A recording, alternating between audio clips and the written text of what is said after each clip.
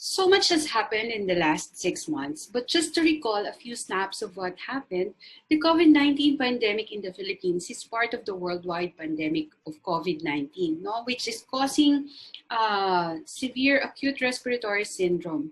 And the virus reached our country on January 30 when the first case of COVID-19 was confirmed. No, that involves a 38-year-old Chinese woman who traveled from China. And then on February 2, the first death was confirmed. And this death is the first confirmed death outside the mainland China where COVID-19 originated, particularly in Wuhan. No? And then on March 7, the first local transmission was reported. And since then, the virus has spread. And if you can still remember, on March 15, the National Capital Region have been placed under community quarantine or a partial lockdown that was supposed to end until April 14. And if you remember at that time, our classes were suspended. And that community quarantine was even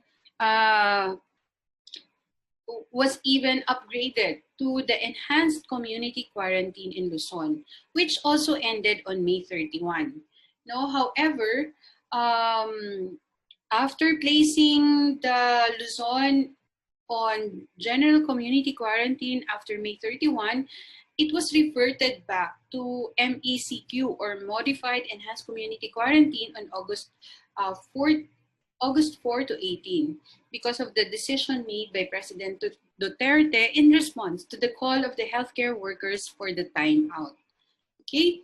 So I'm sure you were able to follow through the news and the updates regarding the COVID-19. As I record this video, I visited the World Health Organization website and checked their Corona tracker. And here's what I got from their epidemiologic data. So as of August 4, the total confirmed case is around 18,565,604 cases, while the total recoveries have reached to around 11,767,514, while the total number of deaths reached to as high as 700,254. Okay, of course, I had to check the Department of Health Corona Tracker by checking their epidemiologic data as well. And here's what I got. So as of August 4, the total confirmed cases is around 112,593 with active cases of 44,429, 66,049 recoveries, and 2,115 deaths. Okay. So take note also of the graphical presentation of the daily cases by date of onset of illness that has been reported starting January towards the month of August. Take note of how many cases were reported daily from January, and notice also the highlighted area towards the end of the graph, where we, the readers, are asked to take caution in interpreting the data because this part of the data still do not represent the actual number of cases, since this data is pertaining to the first week of August, and there might be some delay of reporting yet of cases. So that's why this is a highlighted area to put caution on interpreting, because it might appear as if the number of cases is dwindling down, but actually there are cases that are not yet reported or recorded yet. Okay. And I want to show you this global timeline, just to have a bigger picture of what came upon us for the past few months, what came upon humanity, what came upon the people of this earth, in terms of the COVID cases. Okay, so can we watch this short video?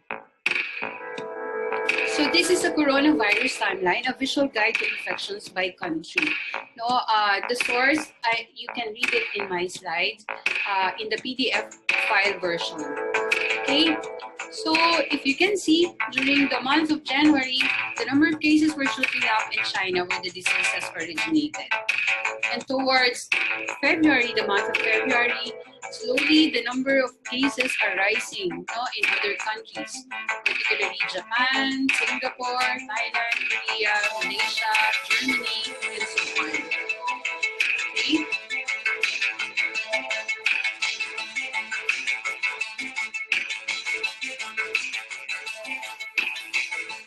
With number of cases slowly rising in Korea and Italy towards the end of February and early March, also in Iran, but suddenly mid-March, the number of cases in Italy suddenly were shooting up. And we have seen that from the news.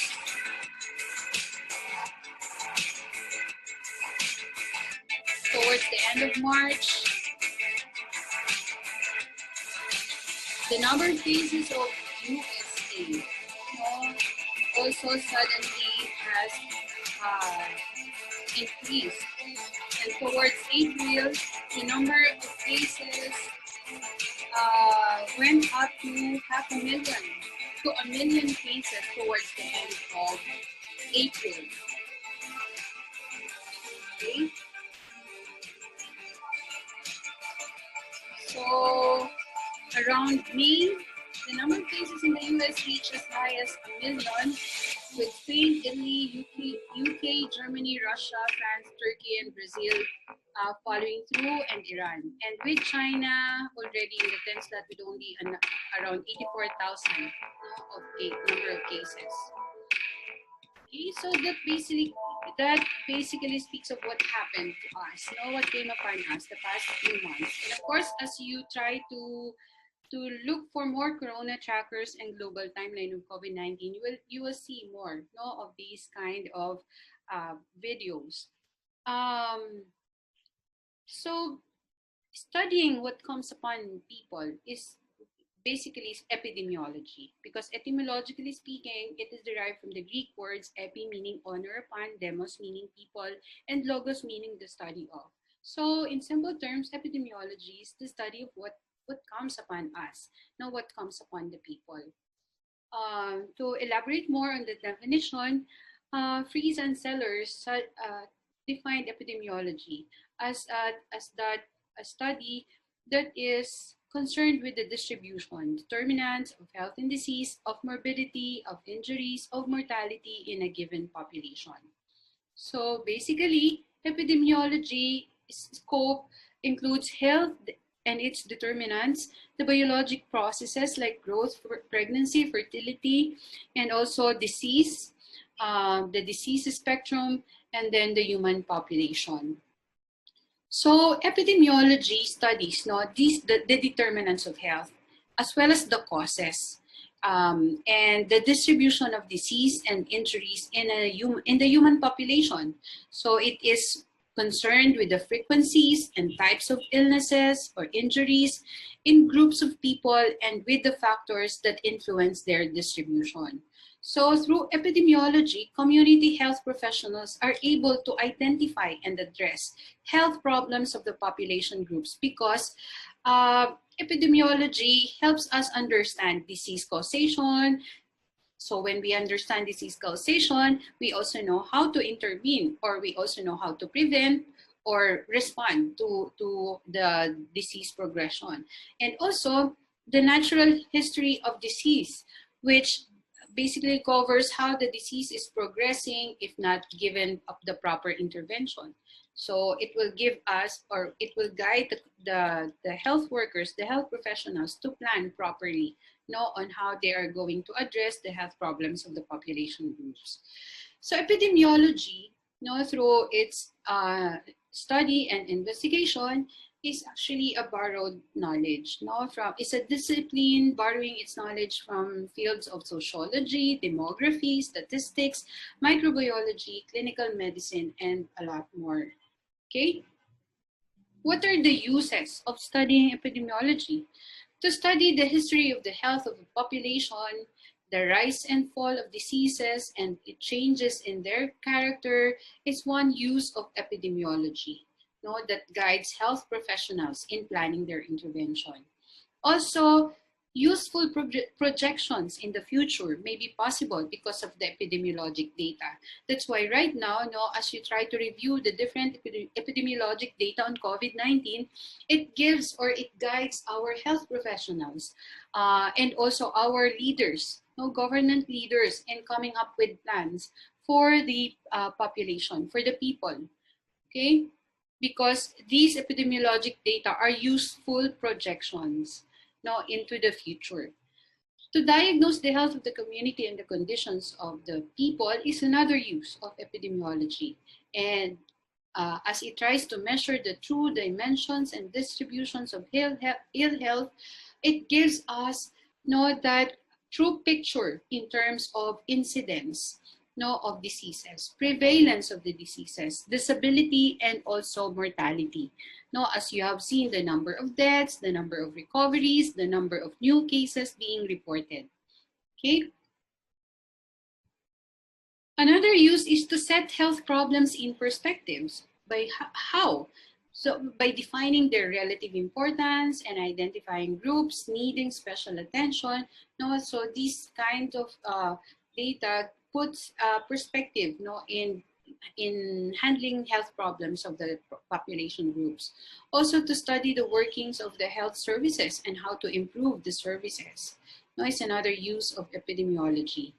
To estimate from the group experience what are the study syndromes, those individual risk on average of disease, the accident and defect, and the chances of avoiding them. So to study these syndromes by describing the distribution and association of clinical phenomena in a given population. Epidemiology also completes the clinical picture of chronic diseases, not only the communicable diseases or infectious diseases, but also the chronic diseases, and tries to describe also their natural history. And another use of epidemiology is searching for causes of health and disease. So with those uses, we can say that epidemiology is the backbone of the prevention of the diseases. Because in order to control a disease effectively, the conditions surrounding the occurrence and the factors focusing on the development must first be known. All right? Now let's move on to the historical perspective. How did epidemiology evolve throughout the years?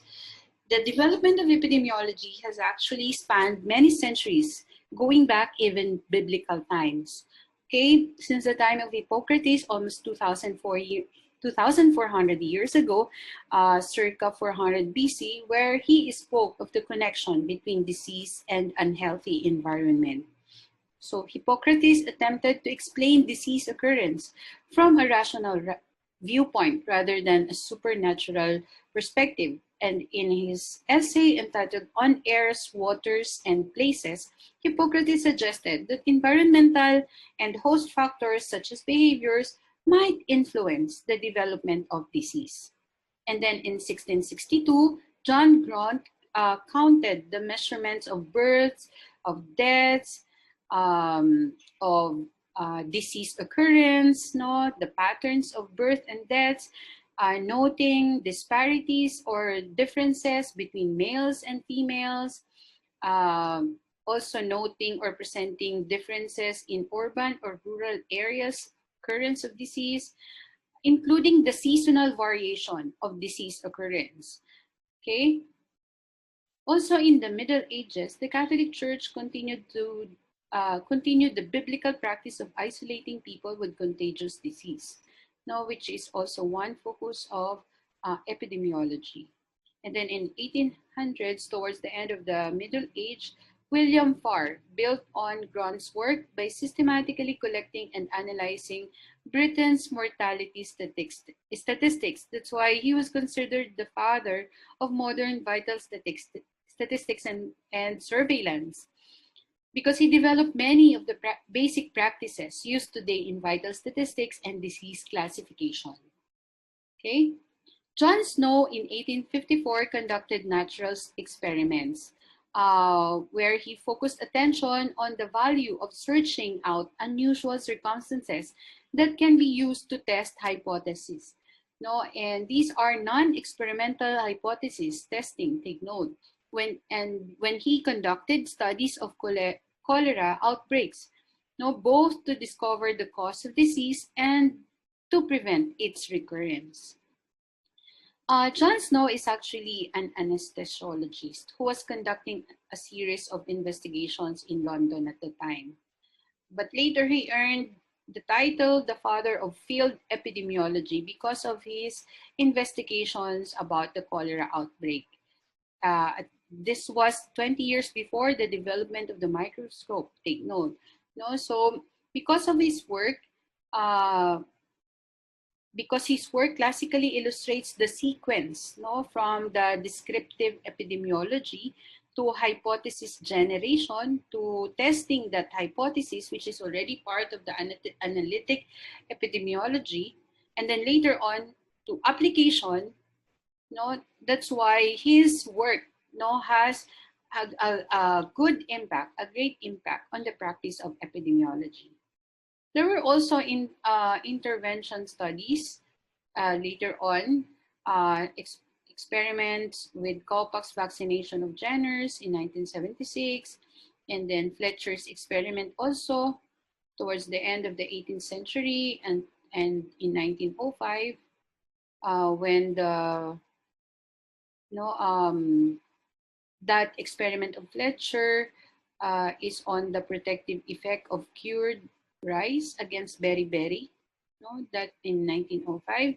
And then in the, again towards the end of the 18th century during the French Revolution, no, as it ended, where there was an interest in public health and preventive medicine, thereby uh, facilitating the development of the epidemiologic approach to disease.